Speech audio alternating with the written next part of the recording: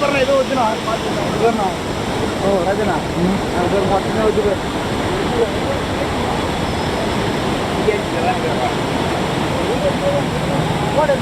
தேங்காய் தொப்பெல்லாம் போகுது தண்ணியா போதுங்க பாரு